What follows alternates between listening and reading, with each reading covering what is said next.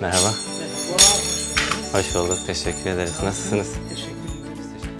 İyi günler sevgili izleyiciler. Bir Var Edenler programıyla daha sizlerleyiz ve bugün Kom Müzik'teyiz. Geçmişten günümüze birçok Kürt müzisyenine kucak açmış bir yer burası. Çünkü büyük zorluklar altında yaşayan Kürt müzisyenleri albüm çıkarmak veya başka bir ürün üretebilmek için çok zorlu şartlardan geçmek zorundaydı. Ve bu misyonu üstlenen Kom Müzik oldu ve onun misyonunu geçmişten günümüze bize anlatabilecek bir arkadaşımız var.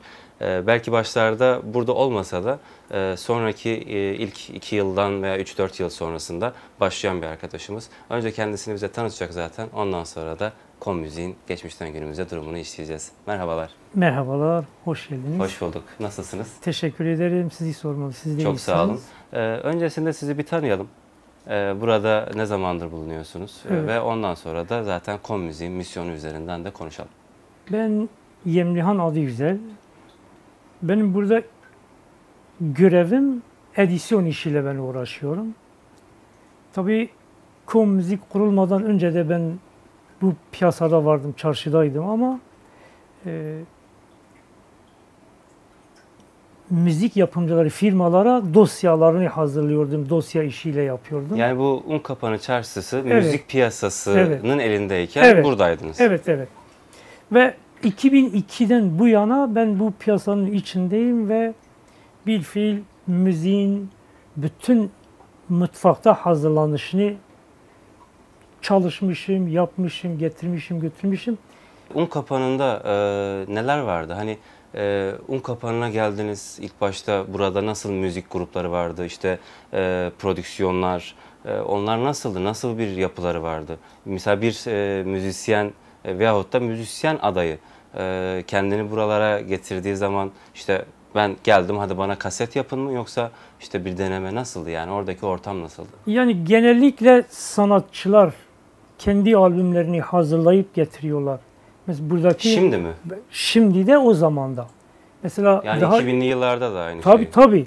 Bütün masrafları sanatçılar yapıyor ve firmalar onların burada piyasaya çıkarma, yani CD basma, kaset basma olaylarını firmalar yapıyor. Buradaki firmalar kimse kendi paralarını riske etmiyorlar. Yani getirisi olabilecek insanlara yatırım yapıyorlardı ama getirisi olmayabilecek sanatçılar da kendi albümlerini yapıp gelip burada bu pazar içine, bu piyasa içine Yani illa girebiliyorlar. parasını bir yerden toplayacak. Evet. Ne kadar yetenekli olursa Evet. olsun Evet. piyasaya yapabiliyorsa yapabiliyor. Doğrudur, yetmiyor. Yani yetenek tek yetmiyor.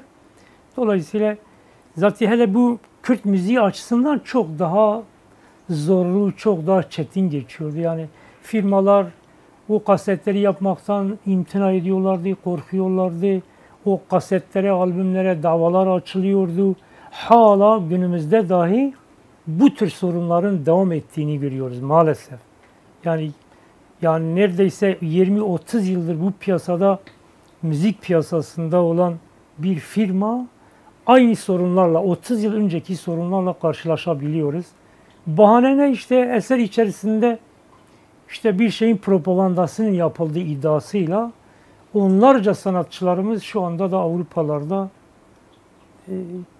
Buradan gitmek zorunda kaldılar. Yani gelemiyorlar yani buraya ve işte bu zorlu ortam içerisinde ben de edisyon işiyle, yani müziğin, söz müziklerinin kime ait olduğu, o tür telif haklarının dijital ortamdaki takibini yapabilmek için edisyon işiyle uğraşıyorum ve Evet.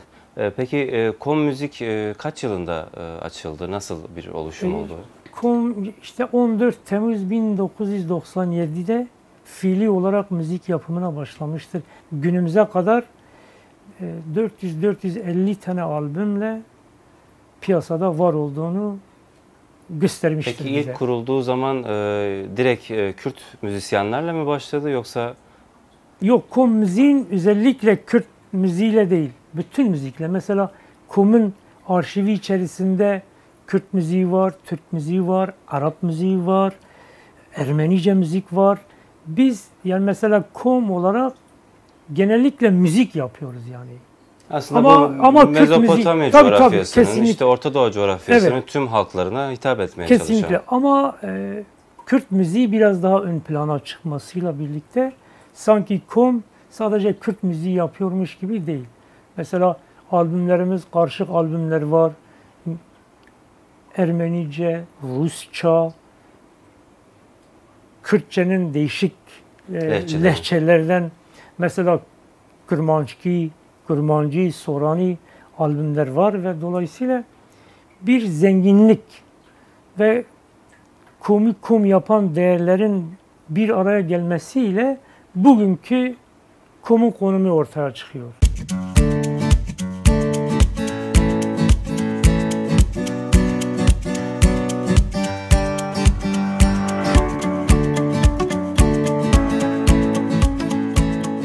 Peki siz tabii ilk zamanlarda yoksunuz ama mesela anlatılan veya duyduklarınıza binaen soralım. Albüm çıkarttıklarında yani Rusça veya diğer dillerde çıkartıldığında biliyoruz ki çok sıkıntı olmuyor. Ama Kürtçe ile ilgili bir şey çıkardıklarında bandrol veya diğer şeyleri alabilmekte nasıl bir şey yaşadılar? Yaşamışlar mı ya da? Mutlaka yaşanmış ve genellikle mesela Kültür Bakanlığı aşamasındaki dosyalar Kültür Bakanlığı firmalara bir taahhütname alıyor. Evet. Diyor yarın öbür gün bu albüm içerisinde herhangi bir sıkıntı yaşandığında bütün sorumluluk firmalara aittir. Dolayısıyla firmalar Kürtçe albümleri çıkarırken özellikle daha çok dengbeji ve sistemi ya da onları rahatsız etmeyecek müzik türlerini çıkarabiliyorlardı. Yani biraz daha işte siyasal söylemi içermeyen, evet, o tür albümler yapılıyordu. Ama mesela KUM'la birlikte ve tabii 2000'lere doğru gelindiğinde Türkiye'deki müzik ortamının da biraz daha yumuşamasıyla biraz daha zenginlik katmıştır bu Kürt müziği adına diyorum. Peki yani. Kürt müzisyenleri size hangi eserlerle daha çok geliyor? Yani misal genelde denkbeji türü mü geliyor yoksa işte günümüz aranjmanları mı daha çok geliyor? Mesela dönem olarak her çeşit müzikle geliyor bize. Sanatçılar ama biz daha çok müzik piyasasında Kürt kültürünü, Kürt dilini ve edebiyatını esas alan sistem üzerinde durmaya çalışıyoruz. Her ne kadar değişik müzik dillerle müzik yapılan sanatçıları alsak bile evet, bizim burada hani ticaretten daha da önemlisi bir kültüre hizmet olarak baktığımız için genellikle eserlerin içerisinde sosyal, siyasal ve toplumsal ilişkileri barındıran türler bizim için daha esastır. Ve onları kayıt altına alırken arşivimizi bu tür albümlerle zenginleştirmeye çalışıyoruz ve aşağı yukarı 20-30 yıllık bir geçmişe sahip. Bunu belirleyen KOM'un politikasıdır. Mesela burada olup dönem ortaklık kuran insanlar var, burada çalışanlar var ama KOM'un bir politikası var ve o politika etrafında yani sürekli müzik yapma, işte sanatı geliştirme, Kürt müziği, Kürt kültürü ve Kürt dili edebiyatı üzerine yoğunlaşan bir firma konumundadır KOM.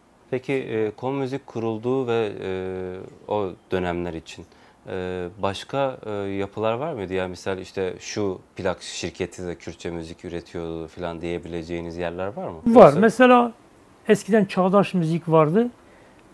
İşte Mezopotamya Kültür Merkezi'nin sanatçılarının albümleri hazırlanırken o Çağdaş Müzik, Ses, Anadolu Müzik gibi firmalarla çıkarılıyordu.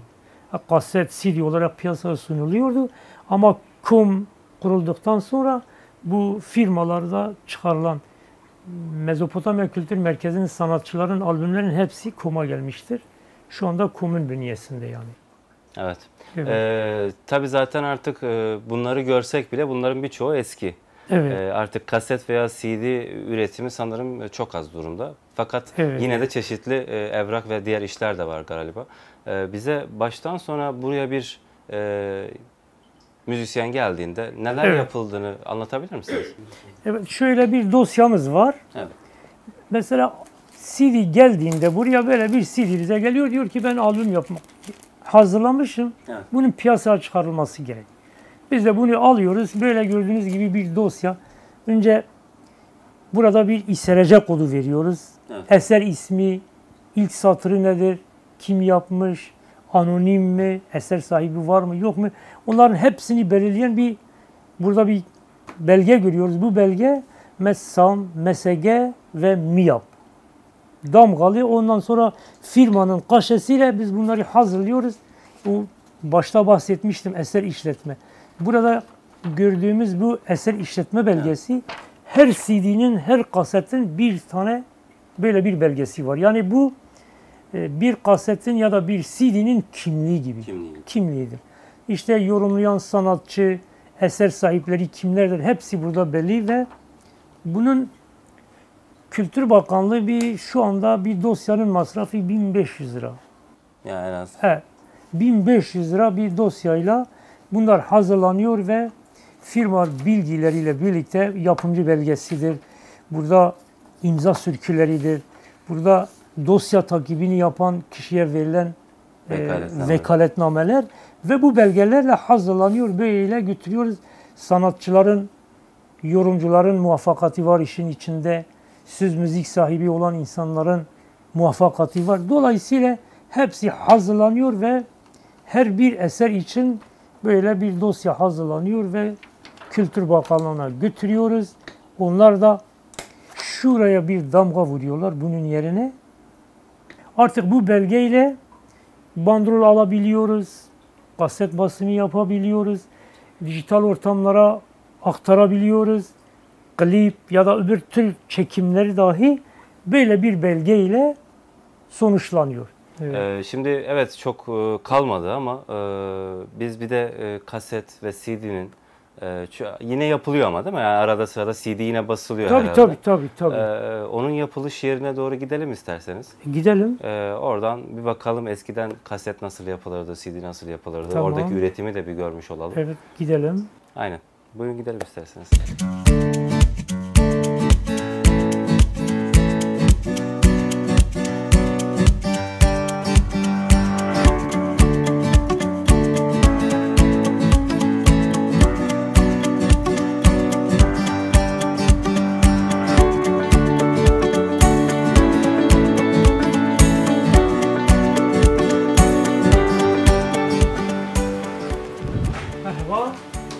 Merhaba.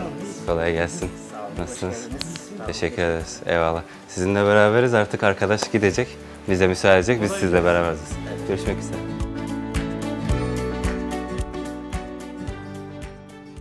Öncelikle sizi bir tanıyalım. Ardından işlemlerin neler olduğunu bize anlatırsınız. Tabii. Bülent Karabağ benim ismim. Ben 1988'den beri bu işi yapıyorum. Yani çocukken İstanbul'a geldiğimizde ilk girdiğim iş kaset çoğaltımı ile ilgili. Buradan başladık. Halen de burada. 88'den Evet. 2021'e kadar. Evet, aynen. Çok halen de Unkapan'dayız. Tabii çeşitli dolum tesislerinde falan çalıştık. İşçilik yaptık. Şu anda kendi yerimdeyim.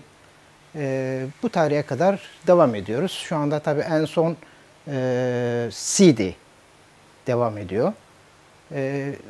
Bu arada plak son 5-6 senedir güncel oldu. Bayağı plak satışı bayağı oldu. Artık revaçta bir ürün. Tabii yani. aynen. Yani eskiye bir dönüş oluyor. Tabii kasette de bir dönüş gibi bir şey var. Soranlar oluyor yani. Kaset çoğaltımı Peki var mı? üretiyor musunuz? Yani ya da Yok, basıyor hayır, musunuz? şu anda bu yani Türkiye'de şu anda uygun değil. Çünkü yurt dışından C0 falan gelmiyor. Şerit C0 gelmiyor. dediğimiz? C0 dediğimiz kasetin içinde şerit olmayan hali. Yani boş bir kasa hali.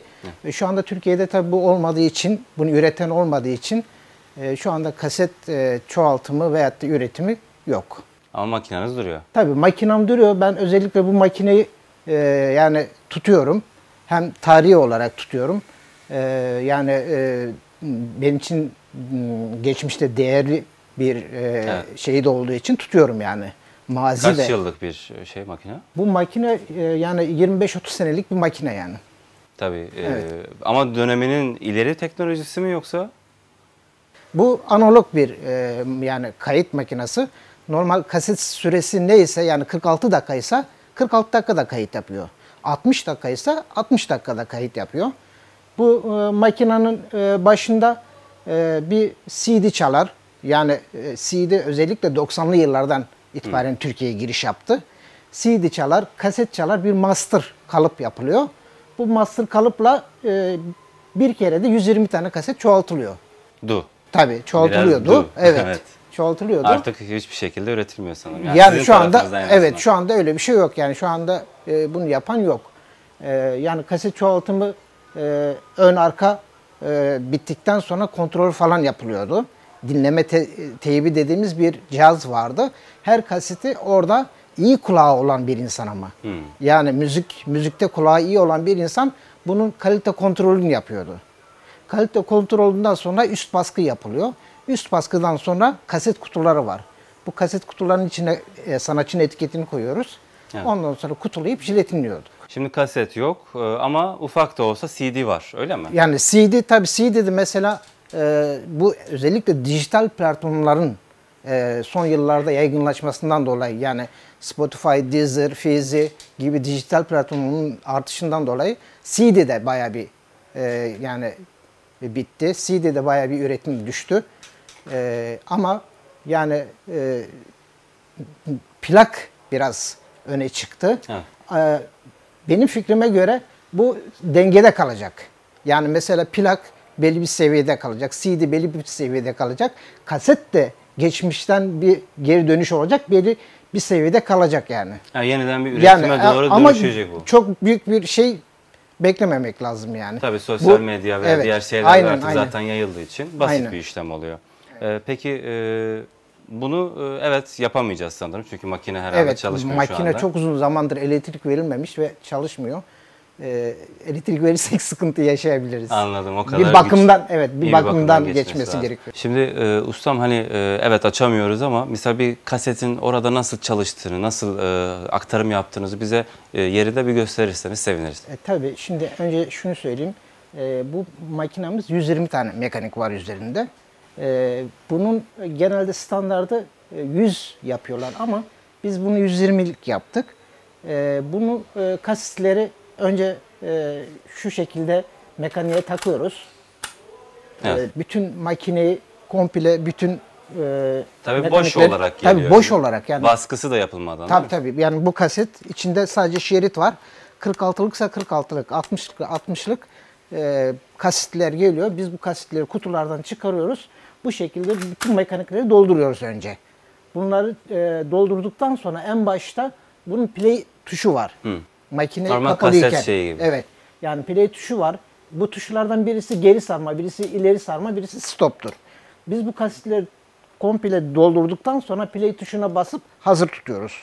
Hepsinin kontrolünü yaptıktan sonra dediğim gibi en başta ya kaset çalardan ya da CD çalardan önce makineyi açıyoruz. Evet. Makineyi açtıktan sonra burada amors dediğimiz bir olay var. Evet. Beyaz bir şerit var. Bu amors geçinceye kadar bekliyoruz. Bu amors geçtikten sonra makaradan bir tur attıktan sonra kaset veya CD çaları master'ı açıyoruz ve kayıt başlıyor. Ondan sonra Evet, kayıt artık başlıyor. Bitiyor. A yüzü bitiyor. B yüzüne A yüzü bittiği zaman otomatikman bunlar atıyor. zaten kendisi. Yani evet, stopluyor kendisi. Ondan sonra bunları bu şekilde B yüzüne çeviriyoruz. İstisnasız, evet. düzenli. Aynı şekilde B yüzüne çeviriyoruz ve play tuşuna bekletiyoruz. Amors geçtikten sonra bu sefer de B yüzünü veriyoruz. Çok güzel. Yani B yüzünü veriyoruz. B Bayağı yüzünün bir emek kaydı. söz konusu yani. Evet, Öyle aynen. basit bir şey değil. Aynen. Peki CD yapımını bize biraz anlatabilir misiniz? Yani nasıl yapıyorsunuz CD'yi? Dolum şekli. Şimdi CD'nin üretim olarak iki sistem var CD'de. Bir fabrikasyon sistemi var, bir de duplicator sistemi dediğimiz bir sistem var.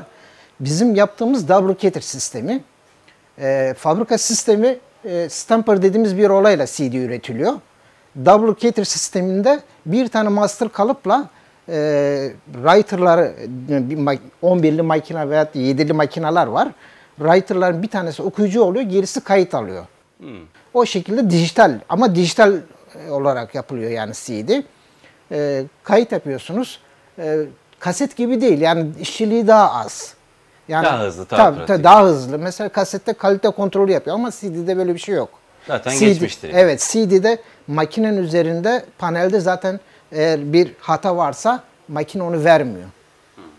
O şekilde. Zaten söylüyor yani. Evet, yani diyor burada şurada bir hata var diyor. Bu CD yanmıştır diyor. Yani size boş CD geliyor. Evet, biz yurt dışından CD geliyor. İthalatçılar CD getiriyor. Biz burada boş CD alıyoruz. İşte yayıncılar olsun, müzik piyasasında olsun, tanıtımlar olsun, promosyonlar olsun. Bize bir hazır bir master veriyorlar. Bununla çoğaltımını yapıyoruz. CD'lerin, duplicator'lerde çoğaltımını yapıyoruz. Üst baskısı için de makinamız var. Evet. Buna serigraf makinesi deniliyor. CMYK artı beyaz, yani 4 renk artı beyaz baskı yapıyor. Bunu da ipek kalıplarla, 15'e 15 ipek kalıplarımız var. Filmini alıyoruz, bunlara pozluyoruz. Üzerine CMYK artı beyaz baskı yapıyoruz. O şekilde kutulayıp müşteriye veriyoruz. CD olsun, zaten kaset geçmişte kaldı. Yani plak da, yani o kadar gündemde olmasına rağmen plakta da yani eski bir şey yok, hız yok, materyal satış yok yani. Özellikle CD'de son 2 senedir bayağı bir düşüş oldu. Dijital ortamlara aktarımını biliyor musunuz nasıl olduğunu yoksa? Ya dijital ortamların biraz bilgim var ama bu konuda yemleyen arkadaş var. O bu konuda daha iyi bilgili, daha geniş kapsamlı bilgileri var. Ondan ayrınız herhalde. Aynen, o size detayını anlatır sanıyorum.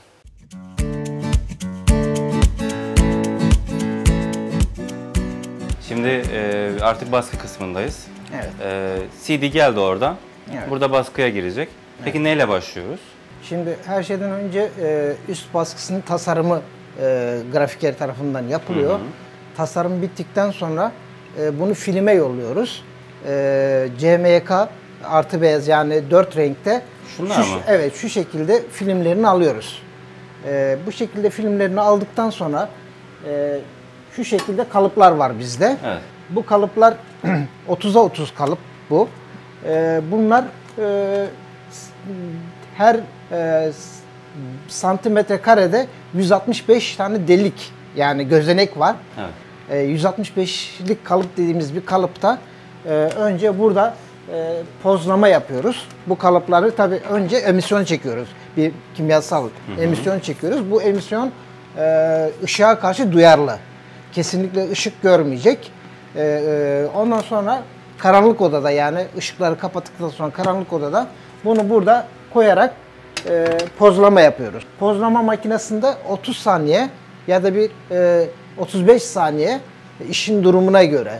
Yani mesela sanatçı yüzü olduğu zaman daha az poz zamanı veriliyor. Yüz olmadığı zaman biraz daha fazla poz zamanı veriliyor. Pozladıktan sonra filmlerin üzerinden alıyoruz bu şekilde. Yıkama olayı var.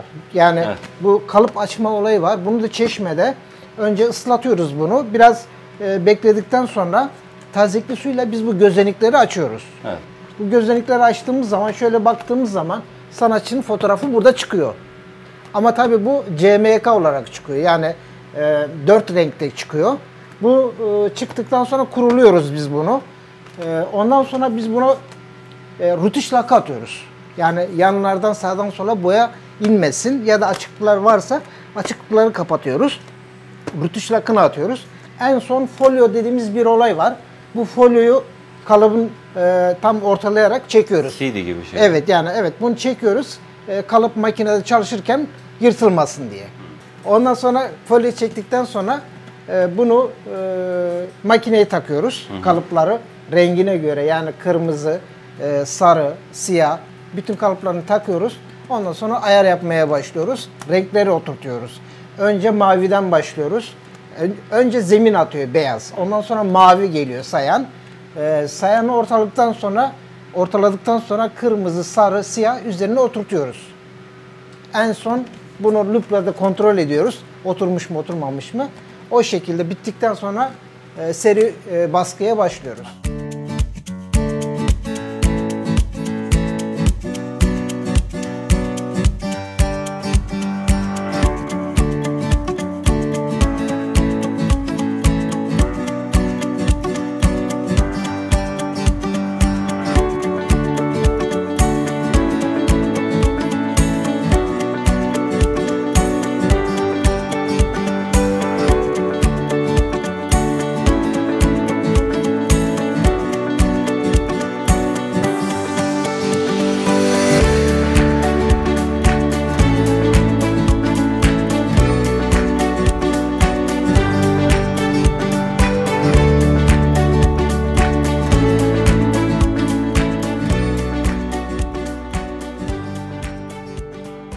Bize dijital platformlara nasıl aktarıldığını ve bu son süreçte artan bu yapıyı biraz daha açabilirsen biz de zaten artık buradan sana veda edip gideceğiz.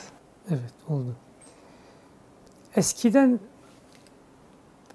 müzik bize CD ya da flash disk içerisinden gelirken dijitalle birlikte artık sanatçıların buraya gelmesine de gerek kalmadan bütün işler neredeyse dijital üzerinden yürüyor. Mesela internetin olduğu her yerde müziği bize gönderiyorlar.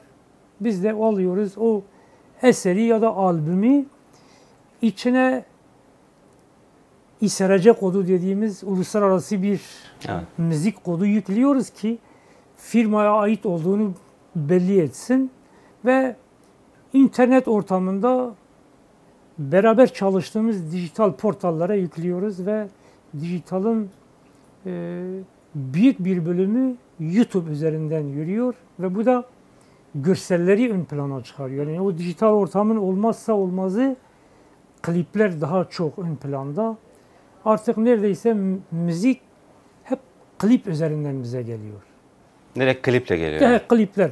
Mesela eskiden işte albümleri yükledikten sonra o albüm içerisinde daha fazla tık alan, daha fazla dinlenen eserleri sanatçılar seçerek gidip bir klibini çekiyordu. Ama şimdi bir eser yapılıyor ve eser bittikten sonra klibi de çekildikten sonra bize genellikle klipler üzerinden geliyor ve bu dijital ortamın artık ulaştığı seviyeyi gösteriyor. Çünkü insanlar hep dinlemişlerdi, artık görseli de önemseyip sadece şey yapıyorlar. Evet. Ve onunla beraber artık kaset devri, CD devri çok da şey olmadan bitmiş gibi bir durum. Maalesef. Çok teşekkür ederiz. Bizi burada ağırladınız. Biz teşekkür ederiz. Ne demek? Eyvallah. Her zaman bekleriz. Eyvallah. İnşallah tekrar geleceğiz. Evet sevgili izleyiciler, Bir Var Edenler programının daha sonuna geldik. Bugün tarihi Unkapanı Çarşısı'ndaydık. Şimdiki adıyla İMÇ Çarşısı ve bir müzik prodüksiyon şirketinde Kom Müzik'teydik.